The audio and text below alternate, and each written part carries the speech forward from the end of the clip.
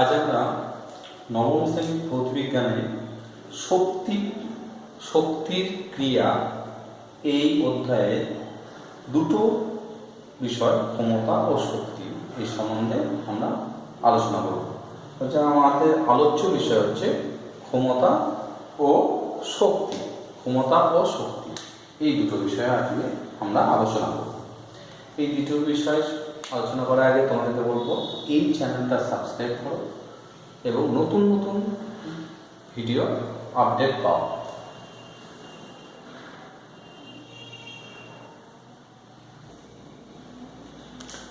আমরা কার্য ও ক্ষমতার একটা আলোচনা করব। তুলনা করব। এটা একটা বড় বাড়ি। এই বাড়িতে কিছু সংখ্যক জিনিস আমরা তুলতে হবে। এখানে এদিকে 5টা জিনিস আছে, এইদিকে 5টা জিনিস আছে। কি করে তুলব? এখানে এ ব্যক্তি আছে, এখানে বি ব্যক্তি আছে। এ ব্যক্তি এই জিনিসকটা উপরে তুলে দিল, এই জিনিসকটা উপরে তুলে দিল, ওকে, তুলে দিল। বি ব্যক্তিও এই জিনিসকটা উপরে তুলে দিল। তাহলে এ এবং বি সব, এ ব্যক্তির 5টা জিনিস আছে একই ধরনের, অর্থাৎ সেম, একই রকমের। এধারে 5টা, এধারে 5টা। এই 5টা বস্তুকে এ তুলে দিল, বিও তুলে দিল। এ তুললো, ধরে নাও 1 ঘন্টা সময় নিল, 1 ঘন্টা, আর বি সেটা 2 ঘন্টা সময় তুলল। তবে এই ধারে 5টা বস্তুকে এ 1 ঘন্টায় তুললো, বি 2 ঘন্টায় তুলল। আমাদের প্রশ্ন হচ্ছে দুজনে কি কার্যের দিক থেকে কার্য এ এবং বি, এর কার্য এবং বি এর কার্য কি একই না আলাদা, সেটা আমরা এখানে একটা ছকের সাজিয়ে দেব। খেয়াল করে দেখো, এটা হচ্ছে ভূপৃষ্ঠ, আমাদের ধরে নির্দেশ পথ। এখানে 5টা বস্তু আছে একই উচ্চতায়, বিও তুলেছে। এখানেও 5টা বস্তু আছে একই উচ্চতায়, এও তুলেছে। সেই দিক থেকে দেখবে কৃতকার্যের পরিমাণ দুজনার এ এবং বি এর একই না আলাদা, সেটা আমরা বিবেচনা করব। খেয়াল করে দেখো, যেহেতু 5টা বস্তুকে এও তুলেছে, বিও তুলেছে, তাহলে কৃতকার্যের দিক থেকে দুজনের সমান হয়েছে, অর্থাৎ সেম। এও যে কৃতকার্য করেছে, সমান কৃতকার্য, অর্থাৎ সমান, দুজনের সমান কৃতকার্য করেছে। কিন্তু কৃতকার্য সমান করলে কি হবে? কার ক্ষমতা বেশি? এই কাজটা সম্পাদন করেছে 1 ঘন্টায়, বি একই রকমের কাজ সম্পাদন করেছে 2 ঘন্টায়। তাহলে ক্ষমতা কার বেশি? ক্ষমতা বেশি হচ্ছে এর ক্ষমতা বেশি। তাহলে ক্ষমতার যদি তুলনা করি দেখতে পাবো এর বেশি কার থেকে, বি এর কম। তাহলে ক্ষমতা কার বেশি? এর ক্ষমতা বেশি, বি এর ক্ষমতা কম। কারণ এর কার্যটা সম্পাদন করেছে 1 ঘন্টায়, আর সেই কার্য বি সম্পাদন করেছে 2 ঘন্টায়। এইখানে ক্ষমতা বা পাওয়ার ধারণাটা এসেছে। কার্যের দিক থেকে দুজনের সমান, ক্ষমতার দিক থেকে এ বেশি, বি কম। তাহলে আমরা এখান থেকে কি বুঝতে পারলাম? কার্য করার হার এর বেশি। একই পরিমাণ কার্য এ 1 ঘন্টা সম্পাদন করেছে, বি এক পরিমাণ কার্য 2 ঘন্টা সম্পাদন করেছে। তাহলে ক্ষমতা বেশি হচ্ছে এর এবং বি এর ক্ষমতা কম। সেই জন্য কোনো যন্ত্রে দেখবে যে কার্য দেখা যায়, ক্ষমতা রেটিংটা কি করা থাকে যে কোনো যন্ত্রে, 50 ওয়াট, 100 ওয়াট, 200 ওয়াট, 1 কিলোওয়াট। ক্ষমতা দ্বারা আমরা যন্ত্রের গুণমান নির্ণয় করি। গুণমান নির্ণয় করি কার দ্বারা? ক্ষমতার দ্বারা। অর্থাৎ প্রতি সেকেন্ড সময়ে একটা ল্যাম্পের ক্ষমতা দেওয়া আছে 100 ওয়াট, অর্থাৎ প্রতি সেকেন্ড সময় সে 100 জুল কার্য করবে। তাহলে ক্ষমতার দিক থেকে তাহলে ক্ষমতার সমান কি পেলাম? ক্ষমতার রাশিমালাটা পেলাম এখান থেকে। ক্ষমতা আর কিছু নয়, ক্ষমতা হচ্ছে কার্য করার হার। কি করার হার? কার্য করার হার, অর্থাৎ কার্য হয় সমান।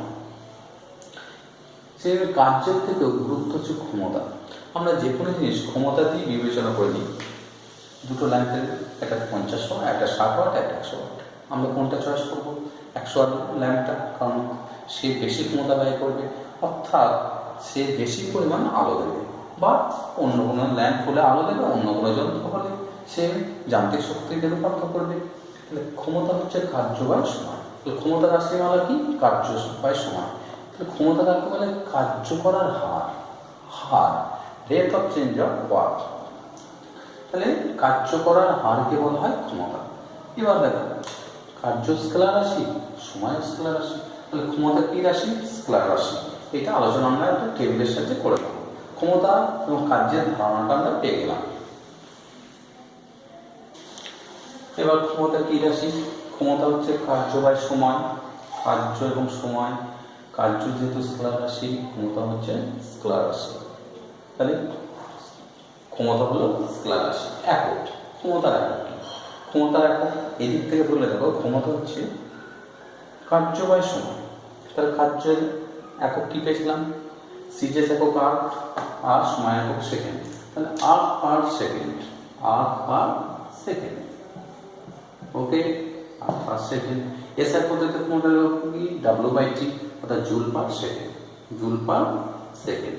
এর একটা নাম আছে জুল পার সেকেন্ড, আর একটা নাম আছে যাকে একত্রিতভাবে ইউনিফাইড করা হয়, এটা হচ্ছে ওয়াট। একে বলা হয় ওয়াট। তাহলে কার্যের সিজেস এসআই একক আমরা দিলাম। কার্যের রাশিমালা হচ্ছে কার্য নয়, ক্ষমতা সিজেস এবং এসআই একক করলাম। তাহলে ক্ষমতার রাশিমালা কি? কার্য বাই সময়। ক্ষমতাকে আরেকভাবে আমরা চিহ্নিত করতে পারি, দেখে নাও, এটা একটা আলাদা বিষয়। ক্ষমতা পি, পি হচ্ছে ক্ষমতা পি সমান কি? ডাব্লিউ বাই টি, অর্থাৎ কৃতকার্য বাই সময়। কৃতকার্য করার হার, অর্থাৎ টি সময় আমি ডাব্লিউ কৃতকার্য করলাম, একক সময় কত কৃতকার্য করলাম, সেইটাই গুরুত্বপূর্ণ। তাহলে গুরুত্বপূর্ণ সেটাই এক সময়ে যে পরিমাণ কৃতকার্য করবো সেটাই হবে ক্ষমতা। তাহলে ডাব্লিউ হচ্ছে কৃতকার্যকে আমরা দেখো আগের ভিডিওটা দেখতে পারো ক্লাস 9। কৃতকার্য সমান কি পেয়েছিলাম? বল ইন্টু সরণ। কৃতকার্য সমান কি? বল এর দ্বারা প্রকাশ করেছিলাম, ইন্টু সরণ, যাকে ডি দ্বারা প্রকাশ করেছিলাম, ডিসপ্লেসমেন্ট, আর বাই টি। খেয়াল করে দেখো, সরণ বাই সময়, অর্থাৎ এই পদটা সরণ বাই সময় কি? বল সরণের পরিবর্তনের হার, সেটা হচ্ছে বেগ। এই সরণ বাই সময়কে কি বলবো? বেগ। তাহলে ক্ষমতা পি সমান কি? বল ইন্টু বেগ, এটা হচ্ছে বেগ। ব্যাস, তাহলে ক্ষমতা পি সমান বল ইন্টু বেগ। এই রাশিমালাটা খুব গুরুত্বপূর্ণ আমাদের জন্য। তাহলে ক্ষমতা সমান বল ইন্টু বেগ। এবার ক্ষমতা সিজেস এসআই একক পেলাম। এখানে আর কতগুলো একক আছে? ব্যবহারিক ক্ষমতার একটা ব্যবহারিক একক আছে, সেটা দেখে নাও একটু। ক্ষমতার একটা ব্যবহারিক একক অশ্ব ক্ষমতা, ক্ষমতার ব্যবহারিক একক অশ্ব ক্ষমতা। এটা হচ্ছে হর্স পাওয়ার, যাকে বলে হর্স পাওয়ার, অর্থাৎ HP, horsepower. 1 horsepower HP, horsepower equals to 746 watt. এইটুকুনি খেয়াল রাখলেই তোমাদের হবে। 1 horsepower equals to 746 watt. এই বিষয় সম্বন্ধে আমরা জানলাম। এরপর আসবো শক্তি।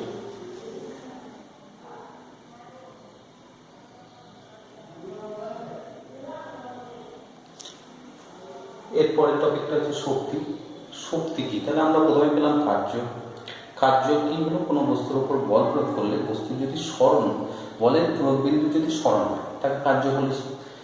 ক্ষমতা কি? ক্ষমতা হচ্ছে কার্য করার হার, যেটা সব থেকে গুরুত্বপূর্ণ। কি? কার্য করার হারকে ক্ষমতা বলেছে, অর্থাৎ ক্ষমতা কি সমান কার্য বাই সময়। সেই দিক থেকে গেলে শক্তি কি? আমি সংজ্ঞাটা দিকে রেখেছি, কার্য করার সামর্থ্যকে শক্তি বলে। এই যে আমি লিখছি, কথা বলছি, হাত নাড়ছি, হাঁটা চলা করছি, তার জন্য কিসের প্রয়োজন? আমি কাজ করছি বিভিন্ন ধরনের। এই কাজটা আমি করতে পারছি কেন?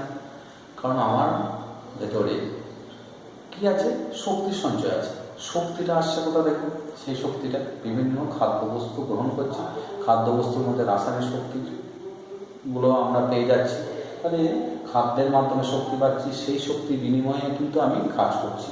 যে কোনো কাজ, লেখা, হাঁটা, চলা, কথা বলা, সব কিছু করছি, তাহলে কার্য করার সামর্থ্যকে শক্তি বলে। ধরুন একটা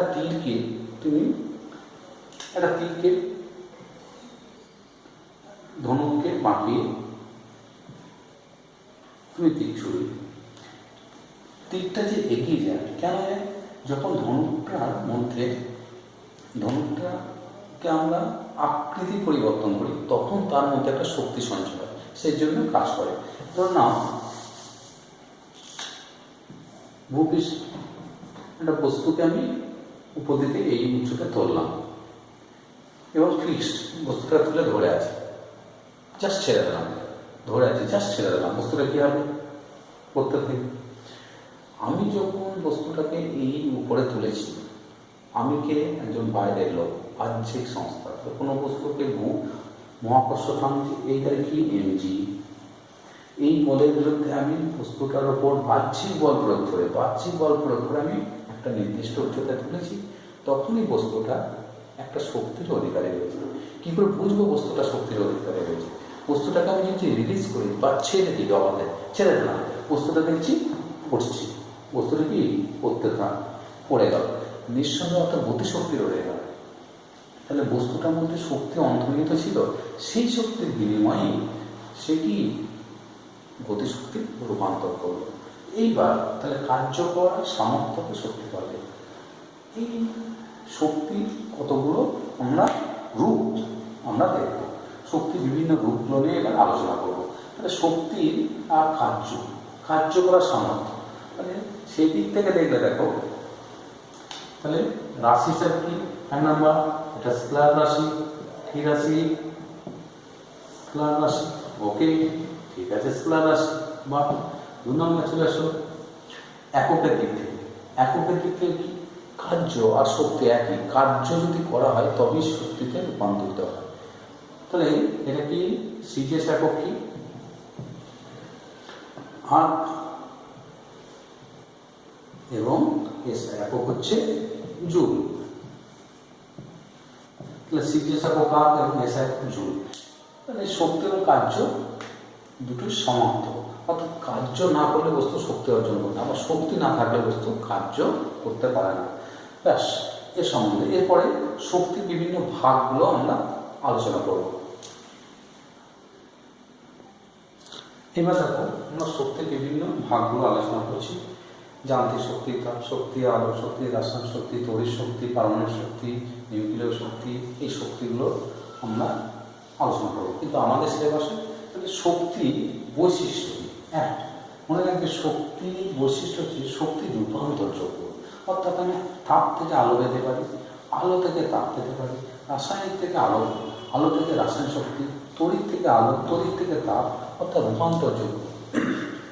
তাহলে শক্তি যদি বৈশিষ্ট্য বলা হয়, শক্তি তো পদার্থ নয়, কিন্তু পরে তাহলে শক্তি রূপান্তরযোগ্য, এক শক্তি থেকে অন্য শক্তি রূপান্তর হয়।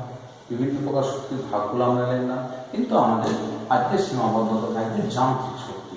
এই যান্ত্রিক শক্তির মধ্যে আমরা আজকে সীমাবদ্ধ থাকবো। অন্যান্য শক্তিগুলো অন্যান্য চ্যাপ্টারে আমরা করবো।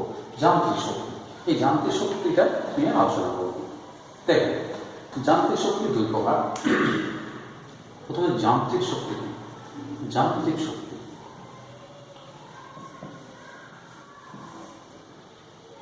খেয়াল, যান্ত্রিক শক্তি কি?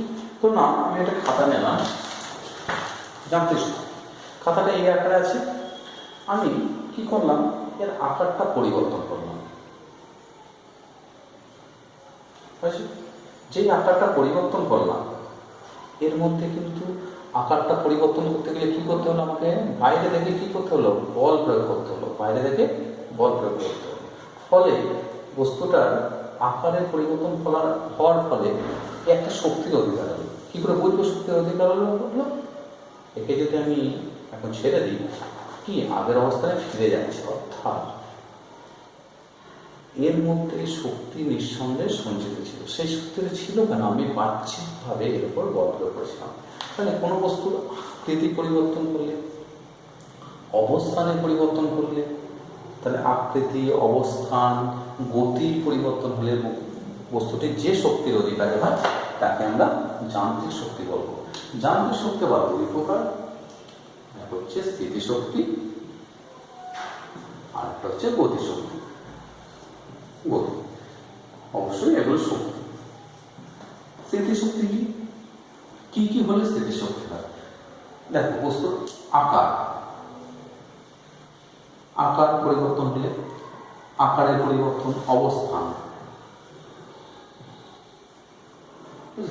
আকার, অবস্থান, এইগুলো যদি কোনো বস্তুর পরিবর্তন করা যায় তাহলে বস্তুটা যে শক্তির অধিকারী হয় তাকে স্থিতিশক্তি। ধরুন ভূপৃষ্ঠ পরে একটা বস্তু আছে, এরকম বস্তু আছে, আমি এর আকারটা কি করলাম, চেঞ্জ করে দিলাম, এমনি করে যে ছেড়ে দিলাম আগের অবস্থানে ফিরে এলো। আকার পরিবর্তন করলে স্থিতিশক্তি অধিকার হয়। বস্তুটা এই অবস্থানে আছে, আমি বাহ্যিক বল,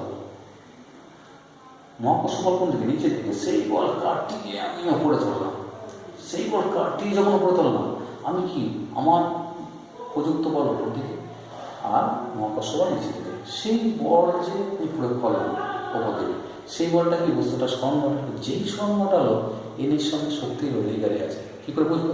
একে যদি আমি রিলিজ করে দিই, ছেড়ে দিই, পড়ছে, যদি শক্তি না থাকতো এই কার্যকরের সামর্থ্য পেত না, তাহলে এর মধ্যে শক্তি নিঃসন্দেহে সঞ্চিত হচ্ছে। সেই শক্তিটা এলো কোথা থেকে? বাহ্যিকভাবে আমি এর ওপর কাজ করেছি, উপর দিকে বল প্রয়োগ করে এর স্মরণ ঘটিয়েছি, অর্থাৎ ধনাত্মক কার্য। ধনাত্মক কার্য করলে, মনে রাখবে, ধনাত্মক কার্য করলে সেগুলো চিন্তা ভাবনা সবসময় ধনাত্মক, ধনাত্মক কার্য করলে তুমি শক্তির অধিকারী হবেই। সেই জন্য এটা হচ্ছে অবস্থান পরিবর্তনের জন্য শক্তি, অর্থাৎ স্থিতিশক্তি। এর মধ্যে যে শক্তিটা অর্জন হয়েছে সেটা হচ্ছে স্থিতিশক্তি। ব্যাস, আমরা চলে আসবো এবার গতিশক্তি। বস্তু গতিও, গতি অবস্থার জন্য, গতি অবস্থার জন্য যে শক্তির অধিকার হয়, তাহলে বস্তু গতি অবস্থার জন্য যে শক্তির অধিকার হয় তাকে কি শক্তি বলবো? গতীয় শক্তি। অর্থাৎ এবার দেখো, একজন সাইকেল চালাচ্ছে, একটা গাড়ি চলছে, এদিকে গতি, গাড়িটা গতি, কি করে বুঝবো গতির শক্তি আছে? গাড়িটাকে একটা দেয়ালে বা একটা অন্য কিছুটা ধাক্কা দিবে, ধাক্কা দিয়ে তাকে ফেলে দেবে, একে ফেলে দেবে, একে ধাক্কা দিয়ে ফেলে দেবে, তাহলে গাড়িটাকে ধাক্কা দিয়ে ফেলে দেবে। এর কি হলো? এর অবস্থানের পরিবর্তন ঘটে দিল। কে করলো? গাড়ি।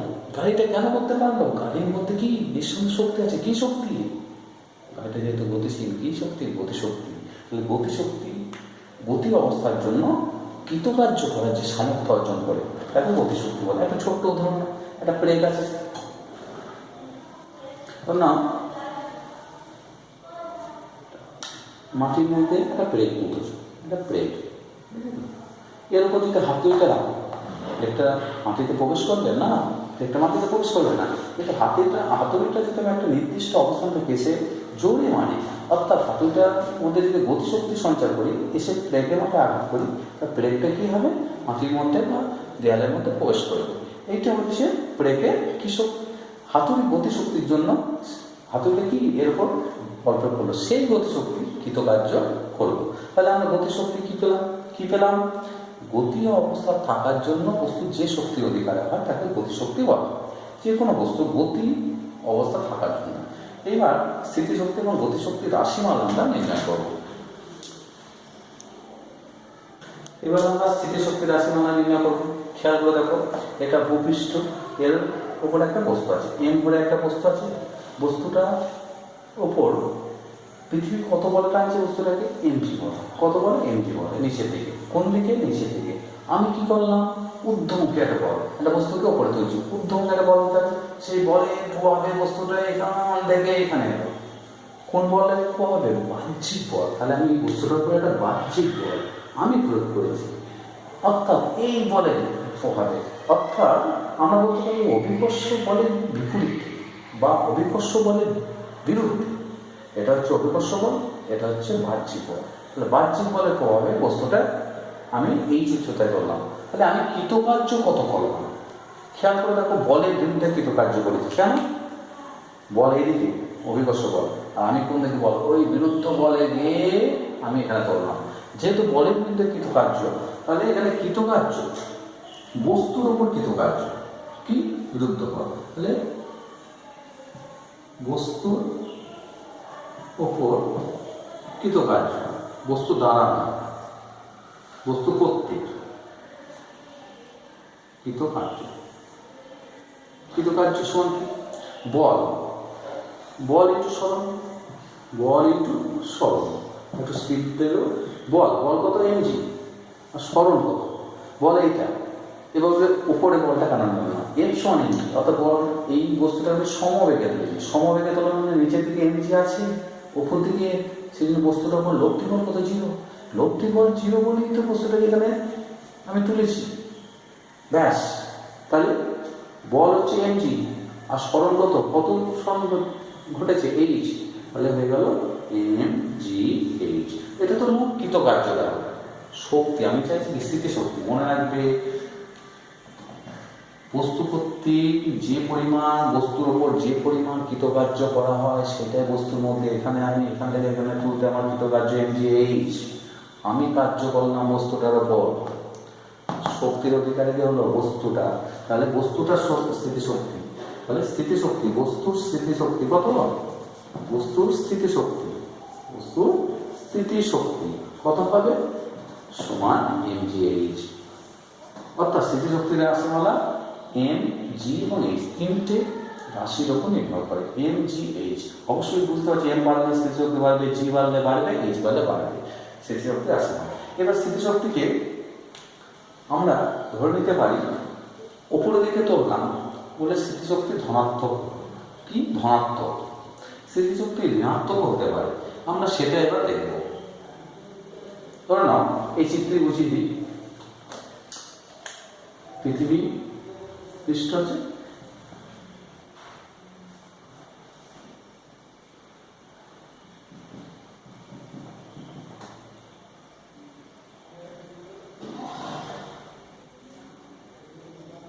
একটা বস্তুকে ভূপৃষ্ঠের উপর আছে বস্তুটাকে, তাহলে এমজি কোন দিকে? নিচের দিকে। বস্তুটাকে এই অবস্থান থেকে আমি তুলে এখানে রাখলাম, তাহলে আমি বলের বিরুদ্ধে কৃতকার্য করলাম। এইদিকে এমজি, এদিকে কি এমজি, আমি সেই বলের বিরুদ্ধে আমি একে ওপর দিকে ঊর্ধ্বমুখী বল প্রয়োগ করেছি, ঊর্ধ্বমুখী বল প্রয়োগ করে এখানে তুলেছি, অর্থাৎ কৃতকার্য কি ধনাত্মক। কৃতকার্য ঋণাত্মক হতে পারে, কিরকম? এক্ষেত্রে অর্থাৎ কৃতকার্য ধনাত্মক মানে কি? স্থিতিশক্তি কি এখানে? স্থিতিশক্তি হচ্ছে ধনাত্মক প্লাস, এই বস্তুটাকে আমি এখানে থেকে এইখানে নামালাম। এমজি কোন দিকে? নিচের দিকে। এমজি নিচের দিকে, বস্তু সরণ কোন দিকে? নিচের দিকে। তাহলে স্থিতিশক্তি এখানে কি হবে? স্থিতিশক্তি হবে ঋণাত্মক। স্থিতিশক্তি কি হবে? ঋণাত্মক। ব্যাস। তাহলে ভূপৃষ্ঠকে আমরা নির্দেশিত করতে পারি। শুধু কি ভূপৃষ্ঠ না, যে কোনো, তুমি ছাদের উপর আছো, ছাদের উপর থেকে তুমি একটা বস্তুকে 5 ফুট উপরে তুললে, তাহলে ছাদের সাপেক্ষে তুমি 5 ফুট উপরে তুললে যে পরিমাণ কৃতকার্য করলে সেটাই হলো ছাদের সাপেক্ষে বস্তুটার স্থিতিশক্তি। ভূপৃষ্ঠের সাপেক্ষে বস্তুটার স্থিতিশক্তি আরও বেশি। এটা আমরা নির্দেশ, যে কোনো একটা তলকে আমরা নির্দেশ করতে পারি, তবে সাধারণত আমরা ভূপৃষ্ঠকে ধরে নির্দেশ করি। স্থিতিশক্তি এখানে ধনাত্মক, এখানে স্থিতিশক্তি কি ঋণাত্মক, নেগেটিভ। ক্লিয়ার? নেক্সট সলিউশন, গতিশক্তি রাশিমালা।